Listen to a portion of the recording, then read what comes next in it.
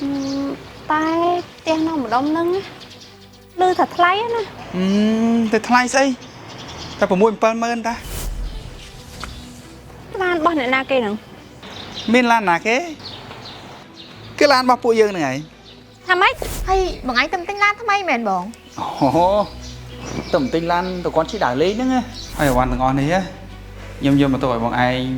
ទុកឲ្យអ្នកជិតខាងហ្នឹងតែបើសិនជាអត់មានអ្នកគេត្រូវការទេបងឯងបោះចោលហ្មងទៅបងហើយមិនមិញនេះប៉ូលីសគេទេមកថាប្តីខ្ញុំមកគាត់ស្វឹងស្រាហើយបើកឡានបុកគេធ្វើឲ្យគេរបួសធ្ងន់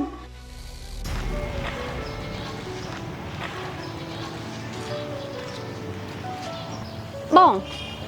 ហើយនាំអូនមកនឹងធ្វើអីអូនឯងសាក់គិតមើលតិចមើលបើអូនគិតឃើញចាំបាច់សួរបងឯងធ្វើអីឆាប់ប្រាប់ឲ្យលឿនមកថាមកនឹងធ្វើអី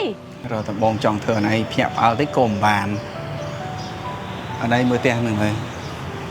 ផ្ទះហ្នឹងគឺផ្ទះរបស់យើងហើយថាម៉េចផ្ទះរបស់យើងម៉េចឆ្លាញ់អត់ស្រឡាញ់តែមុនមួយថ្ងៃទិញណាមិនមិនភាសាមួយអូនសិនអញ្ចឹងចាំបាច់ពិភាក្សាអីជាប្តីប្រពន្ធជាមួយគ្នាយូរណាស់ហើយស្មានតែបងមិនដឹងថាណៃចង់បានអីតែផ្ទះនៅម្ដុំហ្នឹងលឺថាថ្លៃណាតែថ្លៃស្អីតែ6 7ម៉ឺនតាចុះ6 7ម៉ឺនហ្នឹងមិនថ្លៃតែថ្លៃស្អី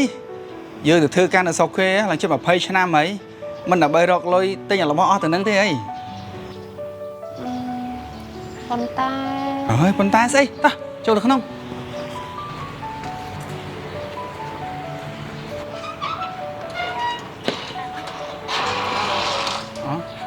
ដល់ហើយ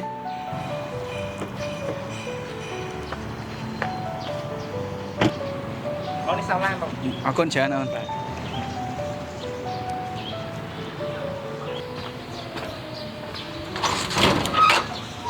អូនណាម៉េច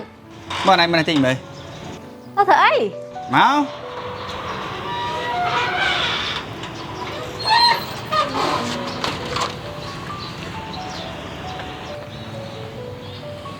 អត់ណៃមើលឡានហ្នឹងតិចមើលឡានរបស់អ្នកណាគេហ្នឹងមានឡានណាគេគឺឡានរបស់ពួកយើងហ្នឹងហើយថាម៉េចបងឯងទិញឡានហ្នឹងហ្នឹងហើយមិនបានបងចំណាយលុយទិញរបស់ថ្លៃអញ្ចឹងទិញទៅមិនឥឡូវនេះពួកយើងមានលុយហើយអញ្ចឹងពួកយើងត្រូវទិញអ្វីដែលយើងចង់បានអញ្ចឹងហើយមួយទៀតយើងត្រូវតែឲ្យមនុស្សជួយវិញខ្លួនដឹងថាពួកយើងមិនមែនគ្រប់សពដូចពីមុនទេតែបងដូចជាខ្ជិះខ្ជាយពេកអីអើយកុំទៅខ្វល់លុយគេរកមកសម្រាប់ចាយអញ្ចឹងហើយមកមើលឡាន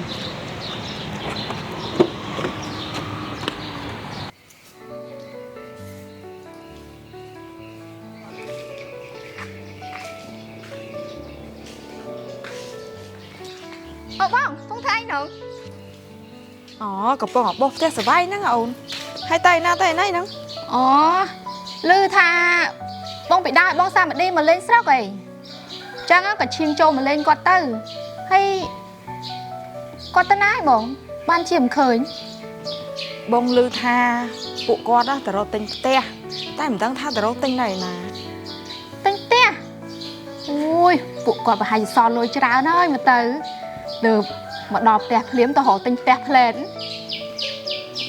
អារឿងហ្នឹងបងមិនសូវដឹងដែរហ្នឹងណាថាគេមកហ្នឹងសល់លុយប្រមាណព្រោះបងមិនបានសួរអូយក៏ប្រហែលសល់ច្រើនហើយពួកគាត់ទៅស្រុកគេ10ឆ្នាំជាងអីហ្នឹងប្រហែលដឹងអូន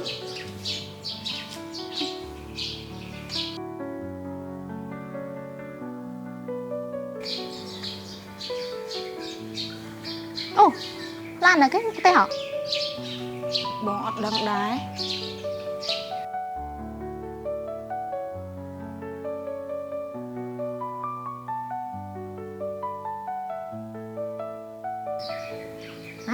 បងពីដើបងសាមឌីតា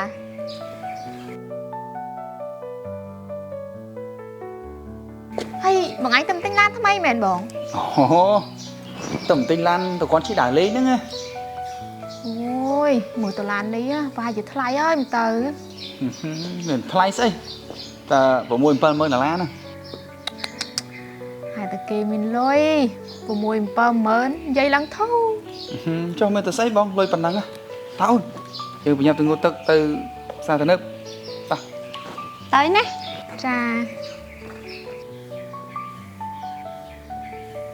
ខានជួបប្អូនបងឯងយូរចរិតដូចជាប្លែកដល់ហើយ បងក៏ខានជួបយូរដែរតែដូចជាប្លែកមែនណា អញ្ចឹងខ្ញុំរកទៅផ្ទះសិនណាបង ទៅចុះ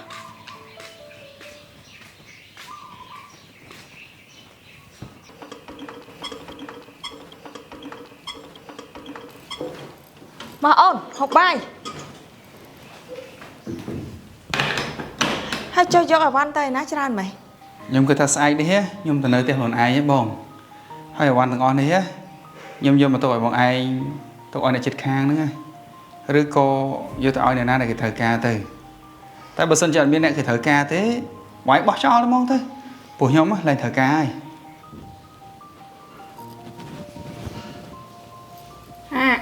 ឃើញខោអាវទាំងអស់ហ្នឹងអូនឯងទៅទិញពេលមកដល់ហ្នឹងតា ខោអាវទាំងអស់ហ្នឹងខ្ញុំឡើងត្រូវការហើយបងព្រោះខ្ញុំទៅនៅផ្ទះថ្មីខ្ញុំទិញស្អីថ្មីទាំងអស់ហ្មងទៅឲ្យវាមានហុងស៊ុយហ្នឹងបង អញ្ចឹងតាមកហូបបាយ អូខ្ញុំបានហូបបាយទេបងព្រោះខ្ញុំបានកក់មកហូបនៅហាងគេហើយហ្នឹងអូនហើយរៀបចំខ្លួនហើយណាហ្នឹងមកឆាប់ៗ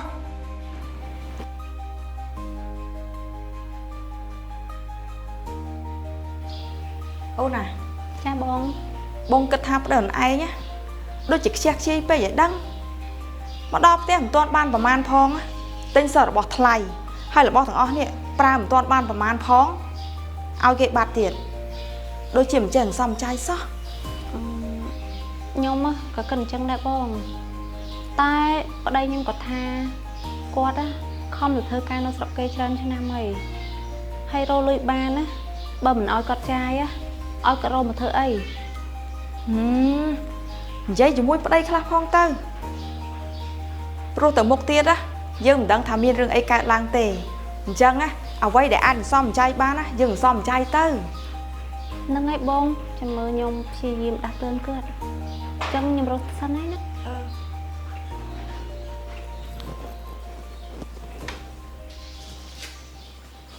មើលកៅអៅសថ្មីទាំងអស់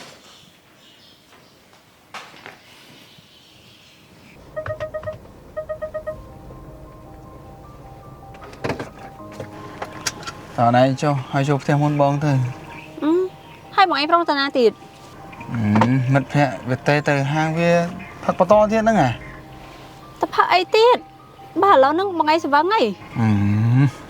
ស្វឹងស្អីប៉ុណ្ណឹង មិនបាច់ទៅទេបើបងឯងស្វឹងខ្លាំងបើបងហើយប៉ះពៀគេគិតមិនទៅ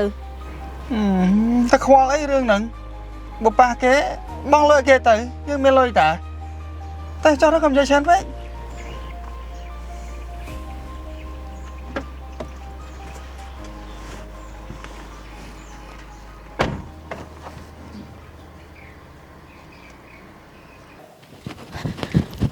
បងហើយមិននេះប៉ូលីសគេទេមកថាប្តីខ្ញុំមកគាត់ស្វឹងស្រាហើយបើកឡានបុកគេធ្វើឲ្យគេរបួសធ្ងន់ឥឡូវនេះប៉ូលីសនាំគាត់ទៅប៉ោះបាត់ហើយធ្វើម៉េចទៅបង មានធ្វើម៉េចមានទៅប៉ុស្តិ៍ប៉ូលីសសិនហើយចាំរត់ដំណោះស្រាយតាមក្រោយ តើអញ្ចឹង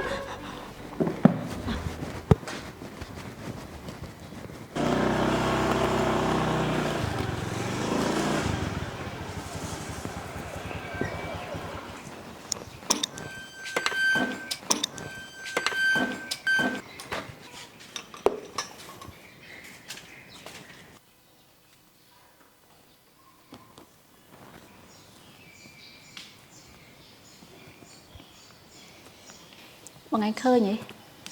នេះហើយលទ្ធផលដែលបងឯងជជែកហើយមិនហើយអូនគេសម្រេចថាមិន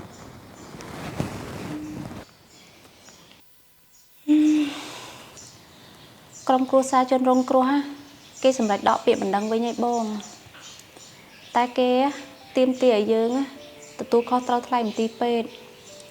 ហើយនឹងសងលុយជំងឺចិត្តគេមួយចំនួនទៀត ហើយអូនអញគិតមិនវិញចឹង មានគិតមិនបងឡានក៏ខូចអស់